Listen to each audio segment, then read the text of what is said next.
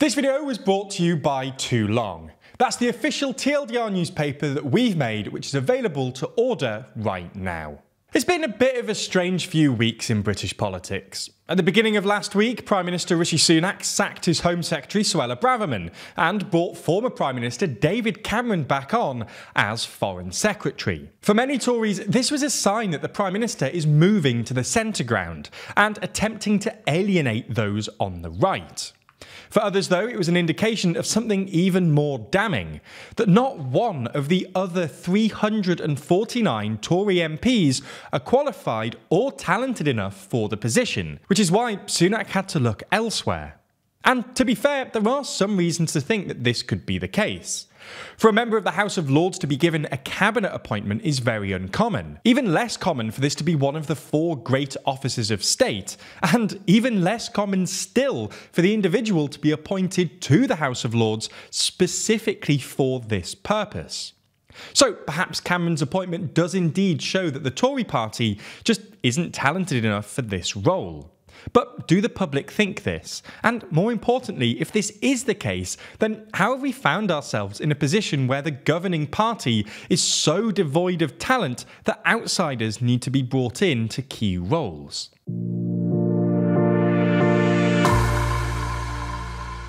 Before we start, if you haven't already, please consider subscribing and ringing the bell to stay in the loop and be notified when we release new videos. We're going to split this video into 2 parts. In the first, we're going to discuss whether people actually think the UK does get bad politicians. And in the second, we're going to discuss why this might be the case. So let's get started. Unfortunately, specific polling on whether the public actually thought that Lord Cameron's appointment did indeed prove that the Conservative Party is devoid of individuals talented enough to take on this role doesn't exist. But what we do have is polling that shows the public consistently have a bad view of politicians. In a report by the Institute for Public Policy Research, or IPPR, published in June this year, they found that an increasing number of people tend to think that politicians are out for themselves. Back in 2004, just under half of people thought this was the case.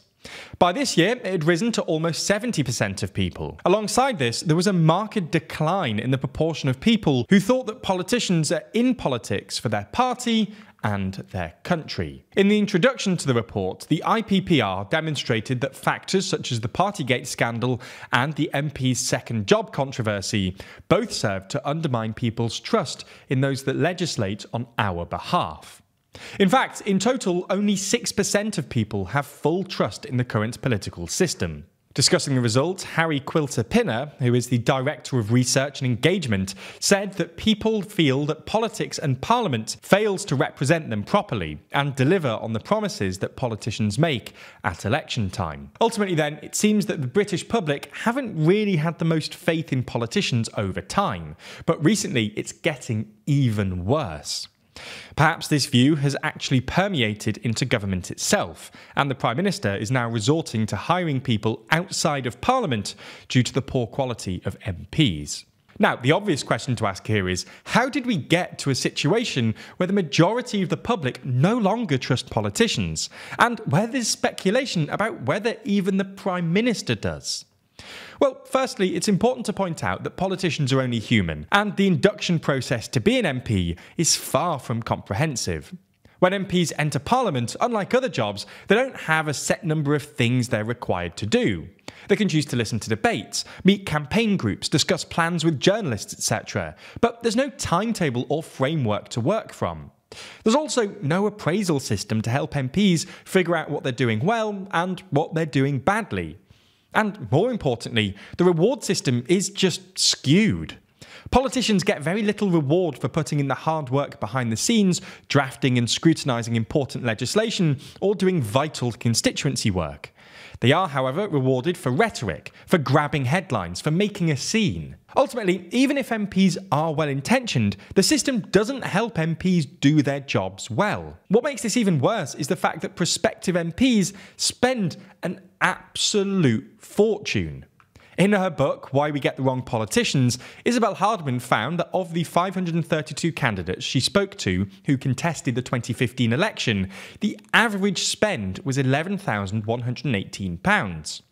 This was only the average too, with Tories losing in marginals, spending an average of £18,701.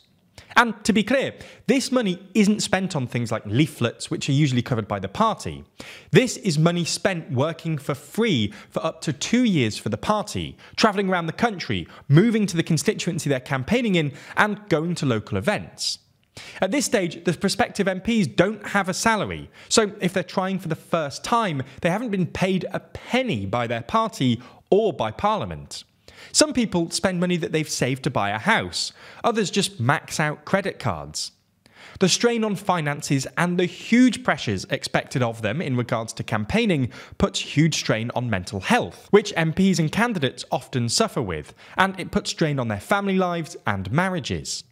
Sure, MPs do get a big salary once they're elected, especially in comparison to the median salary, but jobs that have this amount of pressure and risk in the private sector would usually pay a lot more. The point we and Hardman have made is that the incentive structure to even become an MP is far from ideal, and many good candidates are probably discouraged from even applying to become an MP.